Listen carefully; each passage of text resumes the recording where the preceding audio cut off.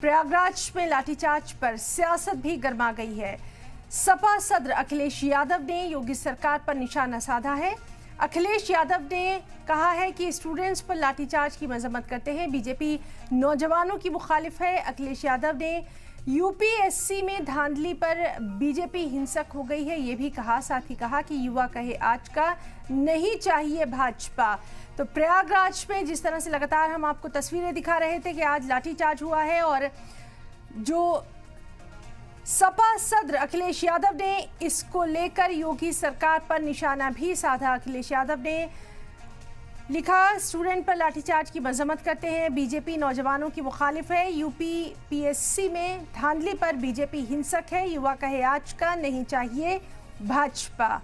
तो अब इस पर सियासत भी गर्मा गई है। प्रयागराज से लगातार ये तस्वीरें हम आपको दिखा रहे थे कि कैसे वहां पर तमाम अभ्यर्थी जो है वो इकट्ठा हुए और एक ही पाली में एक ही दिन में इम्तिहान कराने की मांग लेकर ये तमाम अभ्यर्थी यहां पर जमा हुए थे। हमने लगातार आपको अपडेट बताया था कि किस तरह से हजारों की तादाद में ये अभ्यर्थी धीरे धीरे वहां पर जमा हुए और यूपीएससी के दफ्तर के बाहर ये तमाम जमावड़ा देखा गया। हालांकि वहां पर बैरिकेटिंग्स लगा दिए गए थे, सिक्योरिटी के भी पुख्ता बंदोबस्त किए गए थे और उसके बाद जब लोक सेवा आयोग के बाहर ये हंगामा हुआ उसके बाद से यूपी की सियासत भी गर्मा गई है और इसी को लेकर सपा सुप्रीमो अखिलेश यादव ने योगी सरकार पर निशाना साधा है।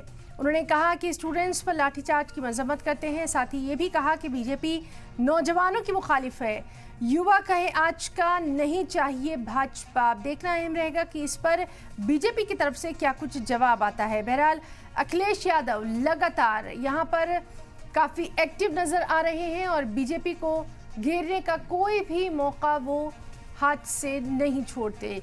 तो प्रयागराज में लाठीचार्ज पर सियासत भी गर्मा गई है।